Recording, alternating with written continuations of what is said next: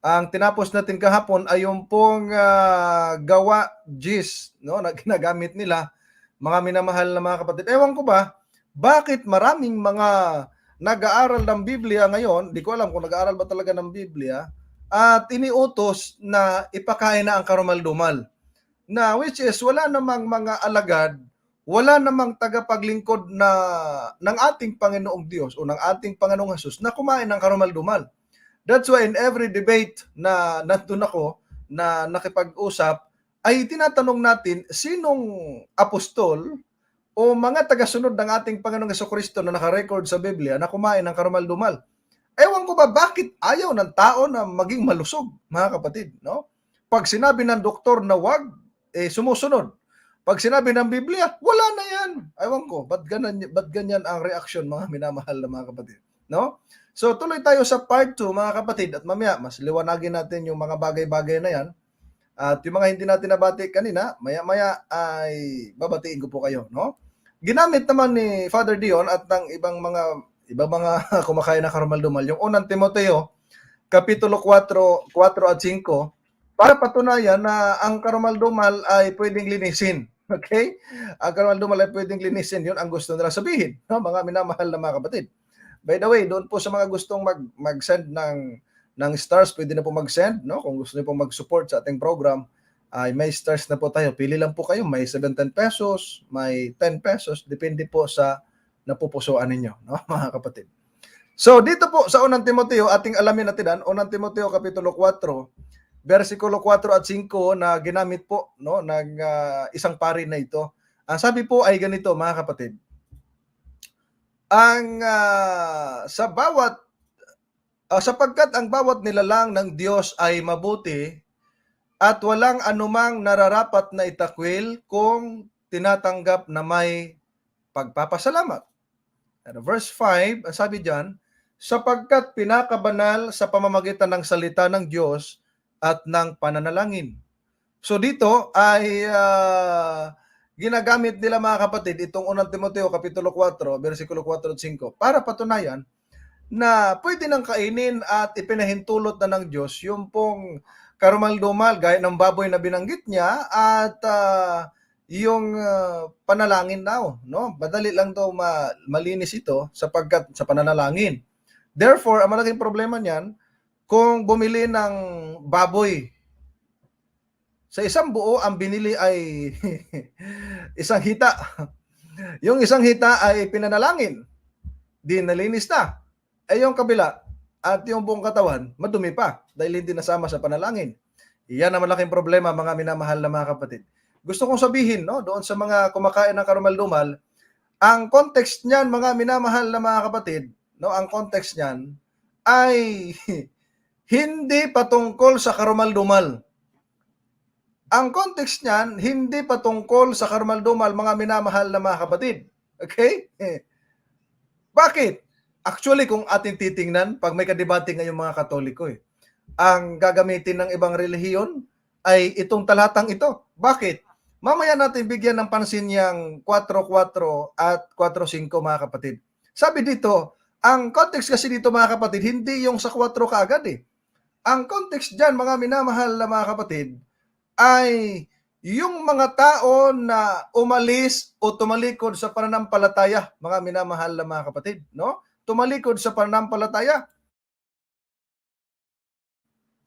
At sinasabi dito, mga minamahal na mga kapatid, simulan natin sa 1, no? At susunod sa aral ng demonyo, sabi niya, no? Ngunit hayag na sinasabi ng Espiritu na sa huling panahon ang iba'y magsisitalikod sa pananampalataya. Ang sabi din Apostol Pablo diyan, in the last days, some of you will depart from faith. Tatalikod sa pananampalataya and makikinig sa mga espiritong mapanghikayat at sa mga aral ng mga demonyo. Ano mangyayari diyan? Sa verse 2, sa pamamagitan ng pagpapaimbabaw ng mga tao na nagsisipagsalita ng mga kasinungalingan, na hiniruhan ng kanilang mga sariling budhi ng waring bakal na nagbabaga. At verse 3, dapat binasa ito ni Father bago ang 4, verse 3. At sabi diyan na ipinagbabawal ang pag-aasawa at ipinag-uutos na lumayo sa mga lamangkati na nilalang ng Diyos upang tanggapin na may pagpapasalamat ng mga nagsisisampalataya at nakakaalam ng katotohanan. Mga minamahal na mga kapatid, ipinakikita ho rito na in this last day, sabi ni Apostol Pablo, ay marami anyan tatalikod sa pananampalataya. Ang problema, yung tumalikod na ito sa pananampalataya, makikinig sa mga espiritong mapanghikayat, madali mapanghikayat at mga aral ng demonyo. Yung mga tumalikod sa pananampalataya, makikinig sa aral ng demonyo, mga minamahal na mga kapatid. Okay? Makikinig. At ano mangyayari, mga kapatid ko? Pagdating sa verse 2, ay magsasalita sila, mapagpaimbabaw sila, mga kapatid, at magsasalita ng mga kasinungalingan na parang hiniruhan ng kanilang sariling budhi na waring bakal na nagbabaga. Ano mangyayari? Na ipinagbabawal ang pag-aasawa. Kung ating titingnan ng context, hindi papasa sa Adventist ito. Kasi, hindi ito tumatama sa Adventist dahil hindi naman natin pinagbabawal ang pag-aasawa. Mayroon bang doktrina ang Seventh-day Adventist na pinagbabawal ang asawa? Wala. Mukhang sa relihiyon na ni Father, may pagbabawal. Malaman natin yan. At ipinag-utos na lumayo sa lamangkati, no? Na nilalang ng Diyos upang tanggapin na may pagpapasalamat. So dito pinakikita, mga minamahal na mga kapatid ko, no? Mga kapatid ko kay Kristo. Ang sabi diyan, mga minamahal, ay may dalawang pagbabawal diyan, no? Sa pag-aasawa at sa lamangkati. Mayroon dalawa diyan. Pagdating sa verse 4, sapagkat ang bawat nilalang ng Diyos ay mabuti at walang anumang nararapat na itakwil kung tinatanggap na may pagpapasalamat. Kung gagamitin na itong talata para lumalabas sa kanila na kahit anong nilalang ng Diyos, pwedeng kainin. Diyan sumablay yung ating mga kaibigan. Diyan sumablay. Bakit?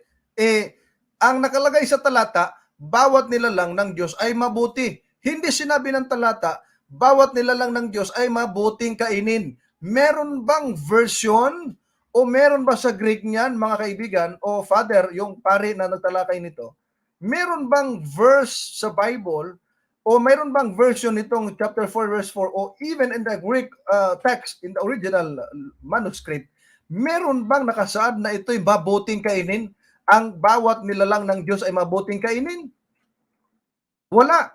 Ang nakalagay sa talata, mabuti ang lahat ng bagay o ang bawat nilalang na ginawa ng Diyos. Of course, Paul quoted in the book of Genesis chapter 1 verse 31, mga minamahal na mga kapatid. Bakit? Sapagkat, basahin nga natin ang ang Genesis kapitulo 1, versikulo 31, ano ang sinasabi diyan ng Biblia? Ang wika riyan, mga minamahal na mga kapatid, sa Genesis chapter 1 verse 31, sabi diyan, Genesis 1:31, ba't wala pa dito? Unang Timoteo lumalabas yes. 1:31.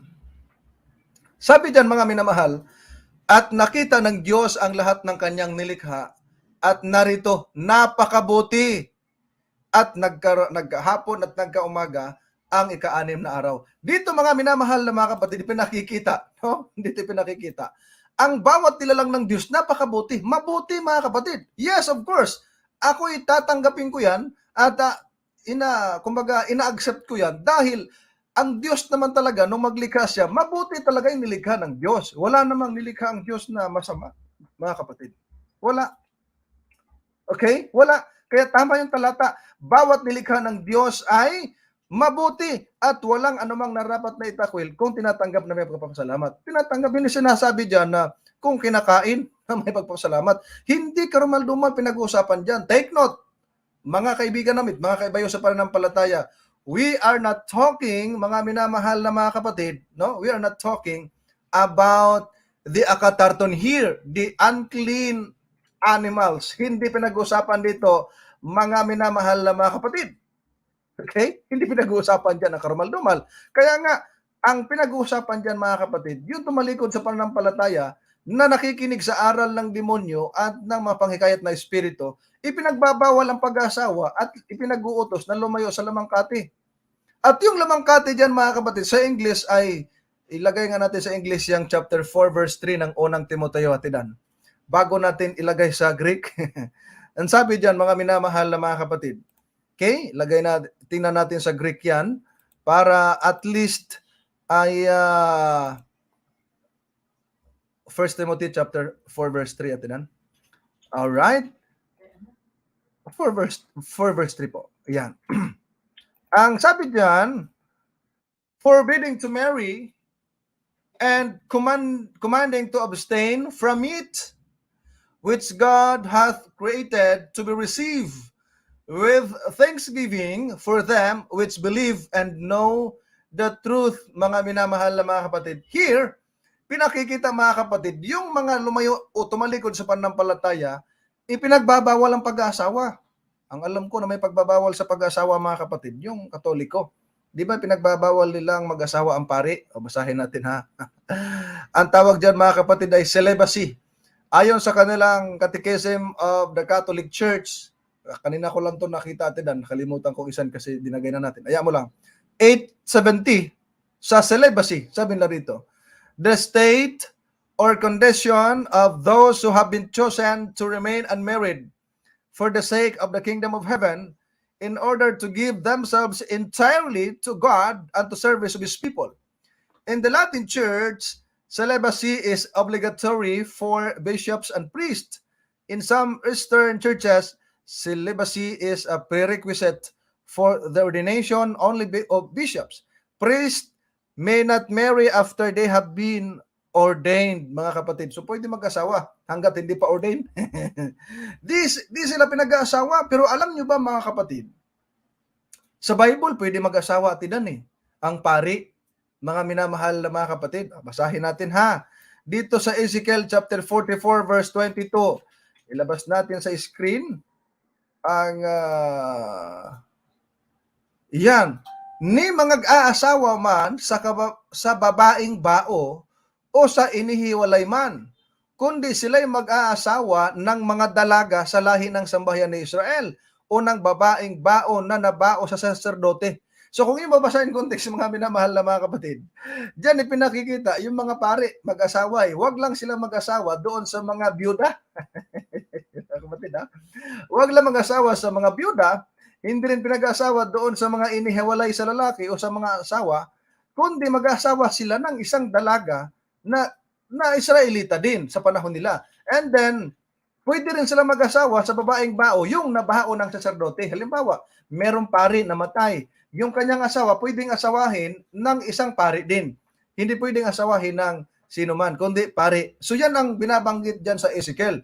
Ang problema, sa kanila, bawal ang pag-asawa. Sabi dito mga kapatid sa 1 Timoteo, Kapitulo 4, versikulo 3, ipinagbabawal ang pag-asawa. Medyo hindi tumatama sa atin ito. Tumatama sa kanila. Bakit? Napakaliwanag. Pangalawa, lumayo sa lamangkate. Di ba mga kapatid, tayo ba, pinalalayo ba tayo? Hindi naman. Mga kapatid, hindi pinagbabawal ba natin ang karne? Hindi naman natin pinagbabawal. Pinag-iingat lang tayo sa kalusugan. Pero hindi pinagbabawal sa atin. Kung pagkain, kaya nga nakalagay dito ay lamangkati. Sa Greek mga kapatid ay bromata. No? Bromata nakalagay dito mga kapatid 1 Timoteo Kapitulo 4, versikulo 3. Ang sabi dito mga kapatid ko, kolonton gamen apikistai bromaton.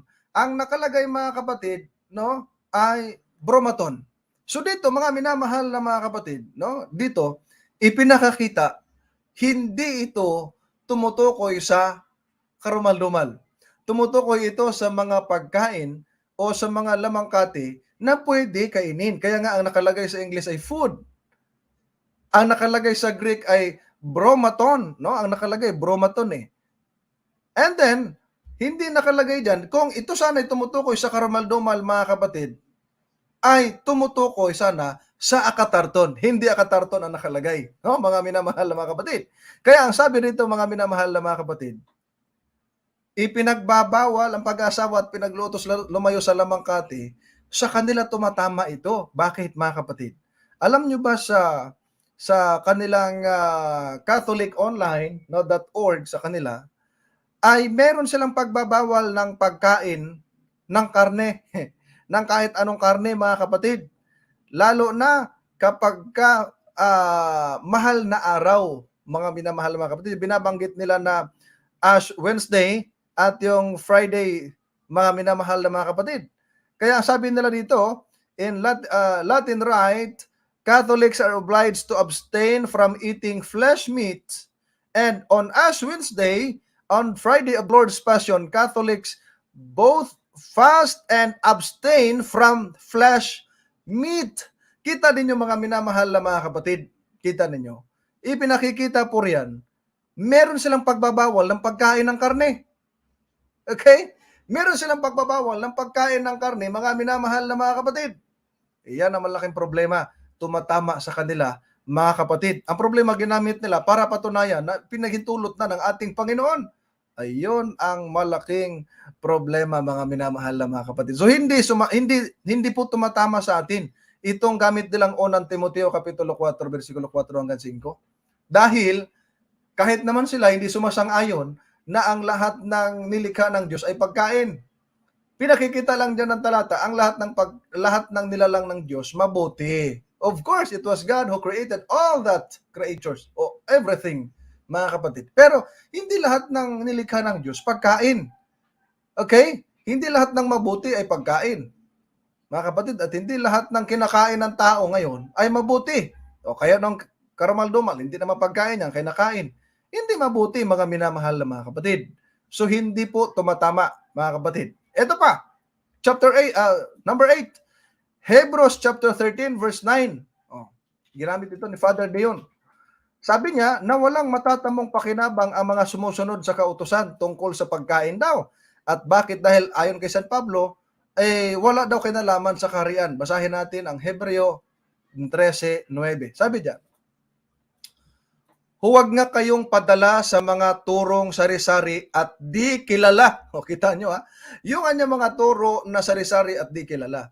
Sapagkat mabuti na ang puso ay patibayin sa pamamagitan ng biyaya, hindi sa pamamagitan ng mga pagkain, na di pinakikinabangan ng mga nag-abala sa kanila. O yung talata, ba't naman mamaliin sa pagpaliwanag? Maliwanag na, mamaliin pa, no? Mga minamahal na mga kapatid. Sabi diyan, huwag padala sa mga turong sari-sari at di kilala. Ibig sabihin, unknown teaching. Yung aral patungkol sa karumal-dumal na binanggit din ni Father Deon, ay patungkol yan sa dietary laws. Alam yan, maliwanag yan, nasa Biblia. At ang sabi ni Apostol Pablo, sapagkat mabuti na ang puso ay pagtibayin sa pamamagitan ng biyaya. Ang pusoan niya ay pagtibayin sa pamamagitan ng biyaya, hindi sa pamamagitan ng pagkain. Ang maliwanag naman yan. Hindi issue yan sa karumal-dumal dahil never na itinuro ni Apostol Pablo o binanggit na yung karumal-dumal ay pwede nang kainin. Yung karumal-dumal ay nilinis na. Walang ganong katuruan, mga minamahal na mga kapatid. Okay? Kaya nga sabi ni Apostol Pablo dyan na di pinakikinabangan ng mga nag-abala sa kanila, mga kapatid. O tingnan natin, yung bang pagkain na salita dyan sa 13:9 ng Hebreo, akatarton ba yan?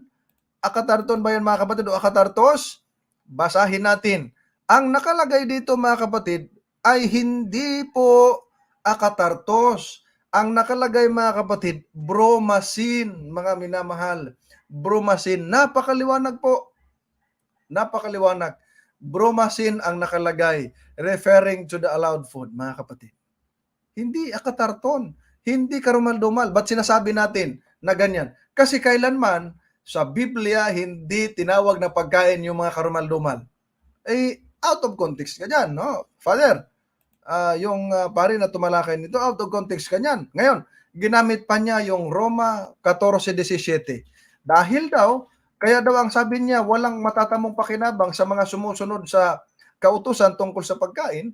At dahil ayon kay San Pablo niya, sa kanyang sulat sa Roma 14:17, ang nakalagay diyan, sapagkat ang kaharian ng Diyos ay hindi ang pagkain at pag-inom, kundi ang katwiran at ang kapayapaan at kagalakan sa Espiritu Santo.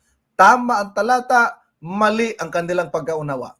Bakit? Sapagkat ito'y pinag-uusapan, mga kapatid. Hindi naman karumal-dumal pa rin ang pinag-uusapan dyan eh. Bigyan mo kami ng talata, mga kumakain ng karumal-dumal kasama ng baboy, na may talata sa Bagong Tipan na maliwanag na sinasabi na ang karumal-dumal ay nilinis na at pwede nang kainin.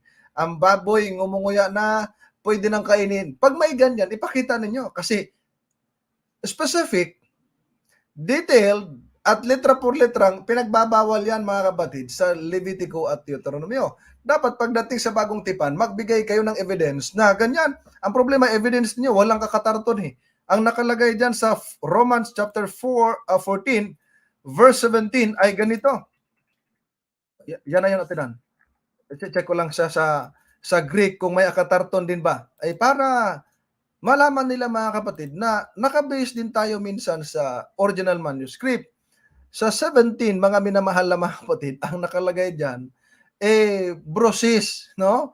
Brosis dyan mga kapatid, at posis. Kaya ang nakalagay dyan mga minamahal, napakaganda niyan eh. O gap esten e basilia toteo brosis kay posis mga kapatid, no? Yung brosis dyan ay eating, no? Pagkain, eating, act of eating. And posis, drinking mga kapatid. Wala dyan pinag-uusapan na karumal-dumal. Pagkain ang pinag-uusapan, automatically, in their mind, sa mind setting nila, sa background, sa kanila pong lugar mga kapatid, talagang hindi uso yung karumal-dumal. Kaya nga hindi yan eh. Tama naman yung talata. Ang karya ng Diyos hindi sa pagkain at sa pag-inom, kundi sa katwiran at kapayapaan. Tama. Kaya lang, ang tanong, yung bang kumakain ng karumal-dumal, nasa katwiran ba kayo? Yun ang tanong eh. Yung kumakain ng karumal-dumal, nasa katwiran ba? Wala sa katwiran. Wala rin kapayapaan mga kapatid. Lumalabag ka ba naman sa utos ng Diyos eh? Hindi din naman katakataka yan mga kapatid dahil hindi naman sila ang tunay na bayan ng Diyos. Bakit natin nasabi? Ang bayan ng Diyos mga kapatid ay nagtuturo ng pagbabawal ng karumal-dumal. Nangingili ng sabat. O basahin natin. Ezekiel Kapitulo 44, ang mga versikulo 23 at 24. Ganito ang ating mababasa mga minamahal na mga kapatid. Ito po. Sabi riyan, at kanilang ituturo sa aking bayan ang pagkakaiba ng banal at ng karaniwan. At ipakikilala nila sa kanila ang marumi at malinis. Verse 24.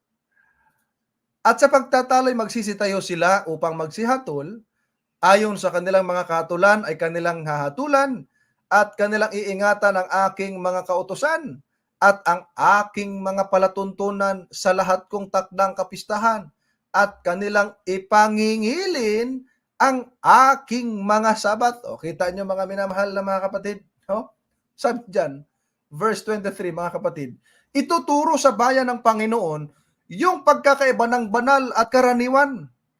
Isa pa dyan, ipakikilala yung marumi at malinis. Ang problema, pati yung mga nagtuturong pari, sasabihin nilinis na po yan. Pwede na po yan kainin. Kahit po baboy o dinuguan, hindi na po yan makakarumi sa tao. What? I'm just wondering mga minamahal. Yung mga priest, marami naman, haba ng pinag-aralan nila. Bakit? Sino ba naman kasing example ninyo kumakain ng karumal-dumal? Alam nyo, pagdating din sa pagkain, nagkaroon mga minamahal na mga kapatid ng pagkahulog si Adan at sa Eva. Alam nyo kung bakit? Hindi nga karumal-dumal yun, pero pinagbabawal ng Diyos, huwag kakain. Sabi ni Satanas, kumain ka. Sabi ng Diyos, huwag kang kumain. Nakinig kay Satanas, kumain. Ano nangyari? Pahamak mga kapatid, mapapahamak. Kaya sabi dito hindi nila, ituturo sa aking bayan pagkakaiba ng banal at karaniwan, ipakikilala yung malinis at marumi, at iingatan ng aking kautusan, at ipangingilin ng aking mga sabat. Kita nyo mga kapatid, napakaliwanag ng talata mga minamahal na mga kapatid. Yung bayan ng Diyos nagtuturo. Bakit hindi itinuturo sa kanila? Alam nyo kung bakit? Kasi mismo yung mga pari nila mga kapatid, kumakain din. Nilalabag din. Pakinggan ninyo. Ezekiel Kapitulo 22, versikulo 26. Ito nakasulat. Sabi dyan, ang mga saserdote o pari ay nagsigawa ng pagdadahas sa aking kautusan at nilapastangan ng aking mga banal na bagay. Sila'y hindi nangaglagay ng pagkakaiba sa banal at sa karaniwan. O kanila mang ipinagmumuni-muni ang mga tao sa marumi at sa malinis, at ikinubli ang kanilang mga mata sa aking mga sabat at ako'y nalapastangan sa gitna nila. Kita nyo mga kapatid, sabi ng Panginoon dyan, mga minamahal na mga kapatid, yung mga pari niya nagsigawa ng pagdadahas sa kanyang kautusan. O di ba? Karahasan ginawa mga kapatid. Eh anong ginawa? Nilapastangan nila yung banal na bagay. Kaya pala nagtuturo, pwede kainin ng karumal-dumal kasi lumabag Gumawa ng pagdadahas, nilapastangan ang banal na bagay. Sabi pa nga dyan, hindi naglalagay ng pagkaiba sa banal at karaniwan. Sa kanila, lahat yan, karaniwan. At dapat pinagmuni-munian niya ang mga tao sa marumi at malinis. Ang gusto niya, malinis na lahat. O sige, kain na. Kahit dinuguan, okay lang. O di ba, binanggit niya ito kahapon Ito binasa na natin ito kahapon. Sabi niya rito sa kanyang paliwanag mga kapatid. Ang sabi niya, kaya malinaw po ang sinabi ni Jesus na walang anumang pagkain, walang litsong baboy o dinuguan ang magpaparumi sa isang tao. Yay! Mga kapatid. Saan sa talata, ginamit niyang 7:15 at 16 ng Marcos? Out of context ka, Father. Kasi kung gusto mo ng litra por litra, wala dyan. Walang tinuturo dyan na kahit litsong baboy o dinuguan. In fact, sa lumang tipan, sa bagong tipan, mahigpit na ipinagbabawal na kumain ng dugo ang tao. O sino ngayon na kumain ng dugo na tagasunod ni Kristo na nasa Biblia? Wala. Binasan natin yan mga minamahal na mga kapatid. Gawa 15, 20 at 28 at 29 ng 15 ng gawa. Bakit nagtuturo sila ng ganon? Ginagawa nila mga kapatid. O diba? At sinabi pa rito mga minamahal na mga kapatid, ang sabi pa rito, at tinakpan ang kanilang mga mata sa aking sabat at ako'y nalapastangan sa gitna nila. Tinakpan. Hindi may tuturo na ang sabat ay 7 araw. Hindi may tuturo ng mga pari na ang sabat ay Sabado ay 7 araw. Bakit? Tinakpan ang kanilang mga mata ng katotohanan. Mga kapatid. Hindi nila rin may tuturo na bawal ang maglasing. Bakit? Kasi sila mismo lasinggero. Yan ang malaking problema. No? Biyernes pa lang, nagsermon na tayo. Mga kapatid. Nawa sa biyaya ng Panginoon at sa patnubay ng banal na Espiritu ay magising nawa. No? Sa katotohanan yung mga tao na patuloy na gumagawa ng ganyan. O di ba? Anong sabi ng Panginoon? Ako'y nalapastangan sa gitna nila. Sino ba naman di malapastangan na Diyos na ikaw mayroon kang lingkod na siyang imbis na magtuturo ng katotohanan ng dapat na gawin, siya pang unang lumabag mga kapatid. Kaya maliwanag saserdote, nagsigawa ng pagdadahas sa aking kautusan. Another term is priest. Ilagay mo nga at tinan sa English yung 20 to 26. Sa English po. Sabi niyan mga minamahal, her priest, priest yan have violated my law and have profaned my holy things. They have put no difference between the holy and profane. Neither have they showed difference between the unclean and the clean. And have hid their eyes from my Sabbath. And I am profane among them, mga kapatid ko. Kita niyo mga kapatid ko. Ang liwanag niyan I am profane among them. Ako'y nalapastangan sa gitna nila. Pag ang Panginoon nagsalita, maliwanag pa sikat ng araw, buwan at mga bituin mga kapatid. Kaya pala hindi may tuturo kasi sila mismo lumabag. Mga minamahal na mga kapatid. Hindi mabasa nung pare na lasinggero na ang mga lasinggero di makapapasok sa langit. Di ba mga kapatid? Bakit? Lasinggero din siya Ngayon binanggit ko kahapon sa amin, yung pare doon sa parokya doon sa amin, lasinggero. Ipinahatid na lang kasi di na makapag-drive sa motor, lasing na lasing Tinutungga yung beer na beer. Ano pa ba yung inainom niya na minamahal na mga kapatid? Ito pa, 2 verse na lang ginamit niya. Unang Korinto 8:8. Aba, ang sabi niya mga minamahal na mga kapatid, okay? 8:8 ng unang Korinto atinan. Pakita nga natin sa screen. Sabi niya, no? Datapwat ang pagkain ay hindi magtataguyod sa atin sa Diyos, ni hindi tayo masama kung tayo'y di magsikain.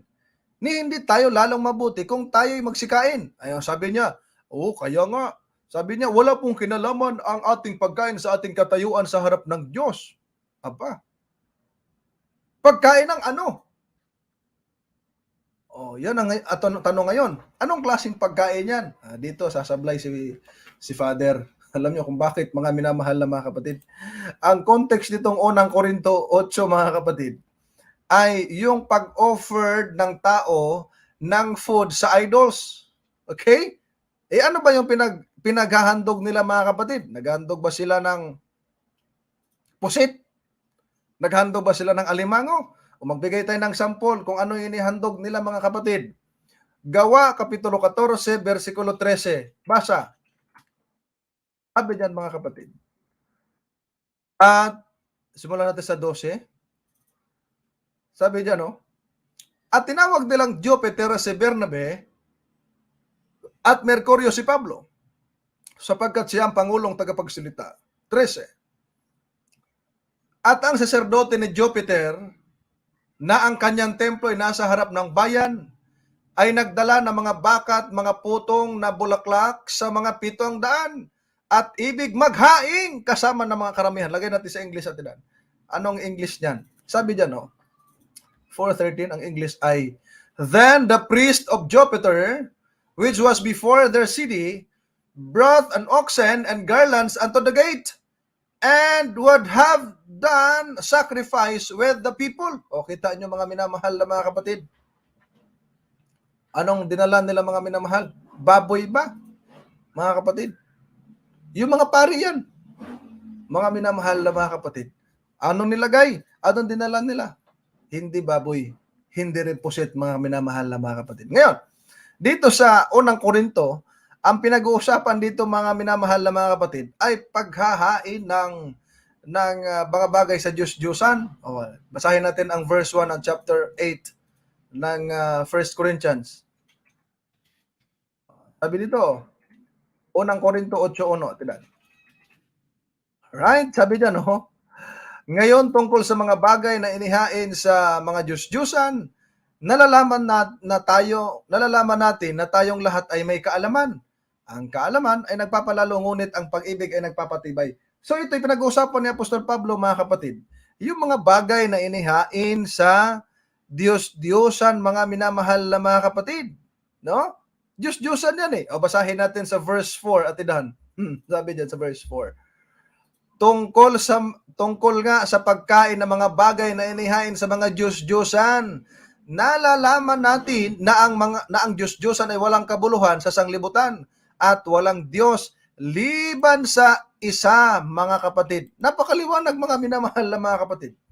It is very clear that Paul, mga kapatid, ay nirefer niya yung binabanggit na pagkain, yung inihain sa Diyos-Diyosan. Hindi naman pinag-usapan niya karumal-dumal eh. Ngayon, binasa ngayon ni Father yung verse 8, kayaan niya. Sabi niya, mga minamahal na mga kapatid. Okay? Sabi niya rito, datapwat ang pagkain. Sa verse 7 na lang atinan. Verse 7 hanggang verse 8. Sabi niya rin, no? Tungkol nga, verse 7, gayon may wala sa lahat ng mga tao ang kaalamang iyan, kundi ang ilan na hanggang ngayon ay nangmimihasa sa Diyos-Diyosan, ay kumakain na parang isang bagay na inihain sa Diyos-Diyosan, at ang kanilang budhi palibas ay mahina ay nangahahawa. Yung nag-aalinlangan kang kumain dahil ito'y inihandog sa Diyos-Diyosan. Kaya sabi ni Apostol Pablo sa verse 8, datapwat ang pagkain ay hindi magtataguyod sa atin sa Diyos, ni hindi tayo masama kung tayo'y di magsikain, ni hindi tayo lalo mabuti kung tayo kakain. Nang karumal-dumal ba? Nang baboy ba? Nang pusit ng dinuguan? No! Ito'y tumutukoy sa mga pagkain ni handog sa Diyos-Diyosan. Kaya pagdating sa verse 9, mga minamahal na mga kapatid, ang sabi diyan sa verse 9, Datapot magsipag-ingat kayo, baka sa anumang paraan ang inyong kalayaang ito ay maging katitisuran sa mahihina. Pinag-iingat ni Apostol Pablo, baka matisod yung mga mahina sa pananampalataya na kumain ka nang inihandog sa Diyos-Diyusan. Ang issue dyan, ang issue dyan, yung pagkain ng inihain sa Diyos-Diyusan. Hindi issue dyan yung karumal-dumal. Wala namang kumain dyan ng karumal-dumal, mga kapatid. Walang kumain dyan ng baboy. Ulitin natin yung challenge natin. Sa New Testament, word for word, sinong kumain ng karumal-dumal? Sinong kumain ng baboy? Dapat mabasa ninyo, si Kristo kumain kung si Kristo naghugas o naglinis niyan. Okay? Dapat may mabasa kayo na may mga apostol man lang na kumain ng pusit. Ang problema, yung ginamit nilang Gawa Kapitulo 10, sabi nila, nilinis na ang baboy, pero may marumi pa rin dahil wala doon yung mga nasa tubig. Ibig sabihin, marumi pa rin yung pusit, alimango, sugpo, mga shells. Bakit kayo kumain? Yan ba ay pagpapakita ng pagsunod sa Diyos o pagpapakita ng katakawan lamang, mga kapatid? Yan ang malaking problema. So, chapter 8 verse 8 is not an issue. It's not about the unclean animals. It's all about the food offered to idols, mga minamahal na mga kapatid. And then, mga minamahal na mga kapatid, kung ating titingnan, para sabihin nila, oy, walang kinalaman ng pagkain. Tama. Pero yung karumal-dumal, may kinalaman yan sa kalusugan. Bakit? Kasi pag kumain ka ng karumal-dumal, magkakasakit ka. Kasi alam ng Diyos na hindi mabuti sa katawan yan eh. Masisira yung katawan mo. Ba't mo sisirain yung katawan mo na ipinag-iingat sa'yo ng Diyos na ikay-katiwala niya? O anong sabi ng Biblia? Unang Korinto, Kapitulo 3, versikulo 9, versikulo 16 hanggang 17. Sabi dyan, mga kapatid, hindi ba ganinyo nalalaman na kayo'y templo ng Diyos at ang Espiritu ng Diyos ay nananahan sa inyo? Kita nyo? Verse 17. Kung gibain ng sinuman ang templo ng Diyos, siya'y igigiba ng Diyos, sapagkat ang templo ng Diyos ay banal, na ang templong ito ay kayo. Ang linaw niyan, mga kapatid, no? Linaw niyan. At sabi ng Biblia, mga minamahal na mga kapatid, sa unang Korinto, sabi diyan, hindi ba niyo nalalaman na kayo ay templo ng Diyos? At ang templo ng Diyos ay banal. At ang templong ito ay kayo, sabi sa verse 17. Ang sino mang gigiba ng templo ng Diyos ay gigibain ng Diyos, sapagkat ang templo ng Diyos ay banal. Pag giniba mo ito, templo, yung katawan, gigibain ka ng Diyos. In what way? Una, sa pagkakasakit, pahintulutan ng Diyos na mangyari. Pangalawa, pagdating ng ating Panginoon, susunugin. Sunog talaga. Mas malala pa to sa cremation, mga kapatid. Yung nasunog. Kaya nga, alam mong masama. Alam mo na bawal ito. Kinain mo pa rin kasi ang sarap kasi ng ano ba tawag doon? Dinuguan. Ang sarap kasi ng ata ng pusit. Ang sarap kasi ng taba ng baboy. Pero pag tawagin kang baboy, nagagalit ka kasi mukha ka ng mataba. Kita mo, mga kapatid. Diba? Yan ang malaking problema. Pagka ganon, sabihin mo, masarap kasi, kaya mahirap iwan. Ang sinusunod mo dyan, hindi na ang Diyos, kundi ang iyong tiyan. Ang mangyayari niyan, mga minamahal na mga kapatid, kapahamakan. Basa tayo. Filipos 3:19. Ito. Filipos 3:19. Sabi diyan, mga kapatid, na ang kanilang kahihinatnan ay ang kapahamakan. Abay, bakit? Na ang kanilang Diyos ay ang tiyan. Paano? At ang kanilang kapurihan ay nasa kanilang kahihiyan na nag-iisip ng mga bagay na ukol sa lupa. When you are thinking things in earth, mga kapatid, ginagawa mong Diyos ang iyong tiyan. Malaking problema yan, mga kapatid. Ginagawa mong Diyos ang tiyan. Mahirap yan. Diyos-Diyosan yan eh. No? Mga kapatid, Diyos-Diyosan yan, mga minamahal na mga kapatid. No? Ang problema niyan, mga minamahal na mga kapatid, no? Masaya ngayon, maghihirap later. mga kapatid, di ba? Tapos sabi niya, yung Colossus 2:16 kasi, sabi doon, wag na kayong pasakop at wag na kayong sumunod sa utos tungkol sa pagkain kahit sa araw ng pamamahinga. Basahin nga natin yan. Mga minamahal na mga kapatid. Sabi diyan, ginamit yan ni Father De yun eh. Sino man nga ay huwag humatol sa inyo tungkol sa pagkain o sa pag-inom o tungkol sa kapistahan o bagong buwan o araw ng Sabat na binabanggit diyan. Verse 17. Ano ang sinabi sa verse 17? Sabi diyan, mga minamahal na mga kapatid, na isang anino ng mga bagay na magsisidating, ngunit ang katawan ay kay Kristo. Katakawan na tuloy. Ang katawan ay kay Kristo. Ngayon, ginamit na naman yung mga kapatid para patunayan na wala na yung Sabat, wala yung pagkain ay wala, yung karumal-dumal ay hindi na bawal, kaya pwede nang kainin. Ang problema diyan mga kapatid, hindi naman karumal-dumal ang pinag-uusapan diyan. Ayan ay mga ordinances, mga ceremonials na it is a shadow of things to come. Ang pagbabawal ba ng Diyos sa karumal-dumal, yung pong tinatawag natin mga minamahal na mga kapatid na dietary laws, yun ba ay shadow of things to come na ang sentro ay si Kristo? No. Bakit? Mga minamahal na mga kapatid, hindi naman yan, wala namang kinalaman yan eh. Kundi yung mga ceremonial law, yung mga paghahandog, mga kapatid, para mapatawad ka sa iyong kasalanan, di ba? Yung mga Sabbath na binabanggit doon, mga kapatid, no? Yung mga yearly Sabbath, yung mga Feast of the Unleavened Bread o iba't ibang mga klaseng Sabbath, liban sa Seventh Day Sabbath, because it was established, mga kapatid, right after the creation, before sin enter into the world, mga kapatid. Wala pa naman yun. Kaya hindi issue yan. Hindi yan anino, mga kapatid, na mga bagay na magsisidating. Hindi karumal-dumal pinag-uusapan dyan, Father. O basahan mo ako dyan ng akatartos. O karumal-dumal. Wala dyan. Kasi yung pagkain na tinutukoy sa verse 16, sa Greek niya, mga kapatid, brusi, act of eating.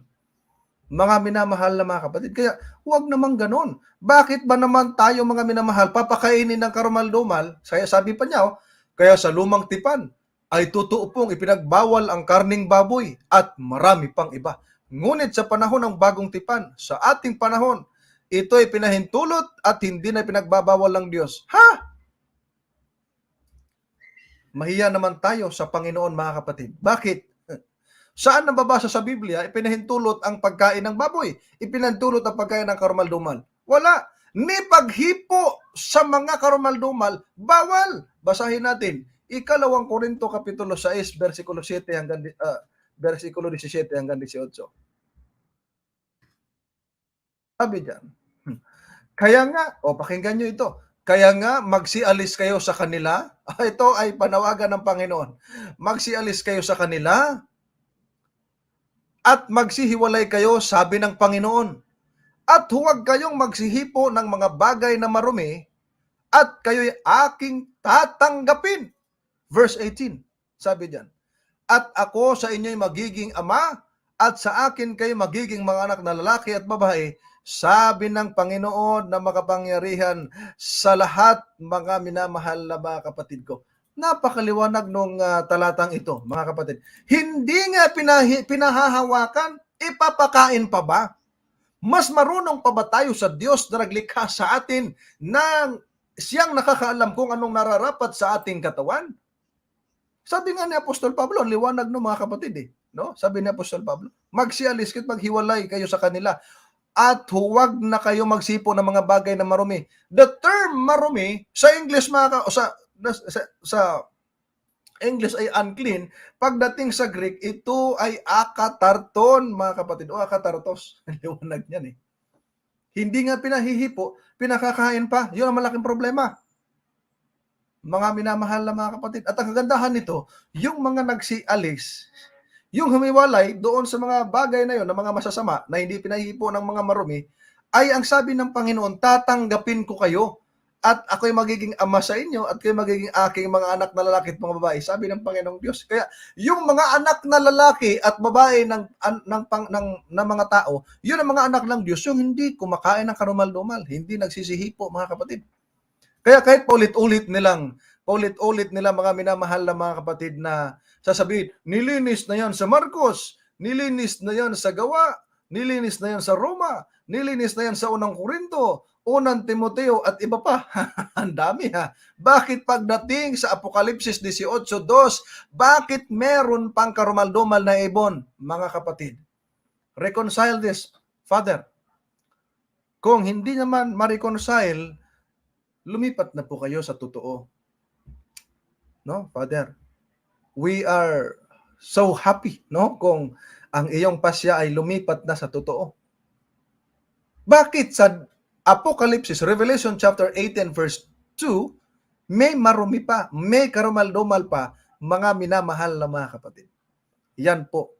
Pagkain ba ng karumaldumal? Tanong natin, yung pagkain ba ng karumaldumal, nakapagbibigay ba ng luwalhati sa ating Panginoon?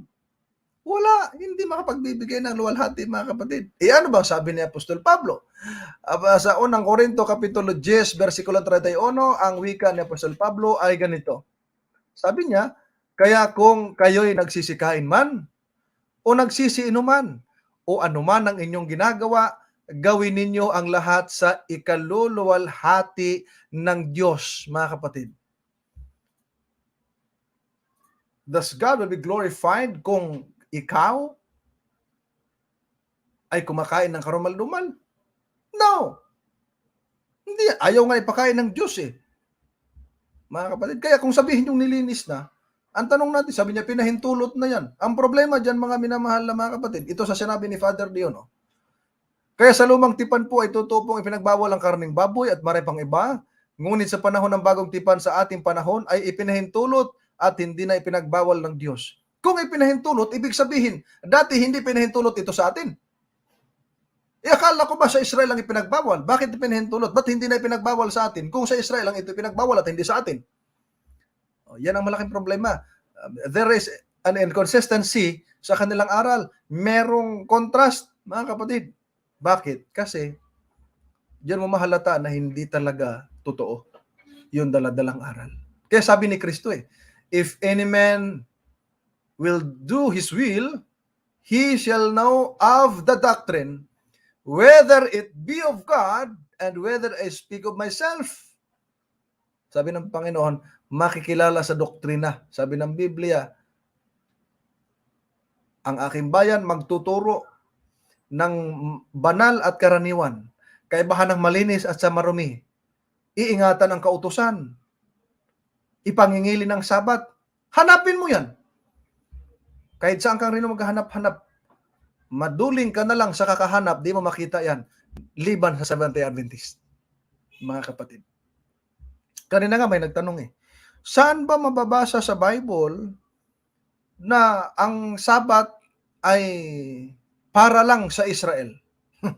Kapatid. Alam nyo, yung term na para lang sa Israel, sabi ko walang mababasa sila niyan. Maduling na lang sila sa kakahanap, di nila makita yun. Huwag mong hanapin ang wala sa Biblia.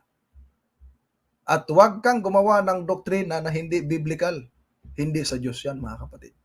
Kaya, bilang anak ng Diyos, makikita lamang yung pagiging masunurin mo kung you are living in accordance with God's laws and will, mga kapatid. Kaya nga, ang payo ni Apostol Pedro, Apostol Pedro, kapitulo 1 Pedro 1, versikulo 15 hanggang 16. Sabi ganito, mga kapatid. Ngunit yamang banal ang sa inyo'y tumawag, ay magpakabanal naman kayo sa lahat ng paraan ng pamumuhay. Verse 16. Sapagkat nasusulat, kayo'y magpakabanal sapagkat ako'y banal. Kita nyo mga minamahal na mga kapatid. Sabi ni Apostol Pedro, ngunit yamang banalan niya yung tumawag sa atin, magpakabanal tayo sa lahat ng paraan ng pamumuhay.